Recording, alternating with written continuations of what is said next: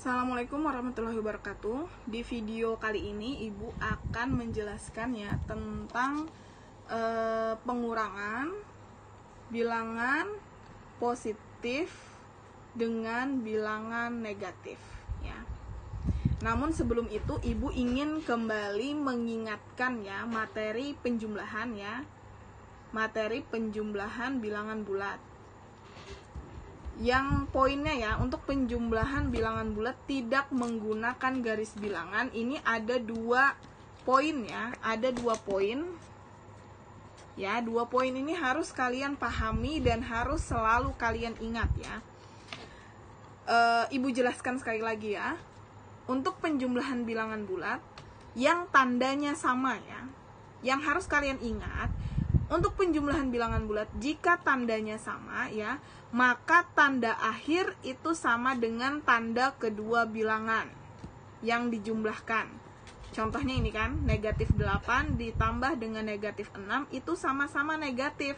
Berarti hasil tanda akhir itu juga negatif ya. Karena dua-duanya negatif, berarti tanda akhir juga negatif. Untuk hasilnya atau angkanya, hasil akhirnya itu dijumlahkan. Di sini angkanya 8 dengan 6. Nah, 8 dengan 6 ini kita jumlahkan. Hasilnya adalah 14. Sehingga hasil akhirnya adalah negatif 14 ya. Itu jika tandanya sama. Dan ini khusus berlaku untuk penjumlahan ya. Tidak berlaku untuk pengurangan. Makanya karena ini tugasnya tentang pengurangan, soal pengurangan itu perlu kita ubah dulu ke penjumlahan supaya kita bisa menggunakan cara ini ya. Oke, nah sekarang lanjut yang poin kedua yang harus kalian ingat adalah jika tandanya berbeda ya, jika tandanya berbeda, maka tanda akhir itu mengikuti bilangan mana yang paling besar. Misal, negatif 8 ditambah 6. 8 ini tandanya negatif. 6 ini tandanya positif, artinya hasil akhir nanti dia mengikuti tanda yang punya 8 ini karena dia di sini besar ya. 8 dengan 6 itu lebih besar 8. Karena 8 ini negatif, berarti hasil akhir nanti juga negatif.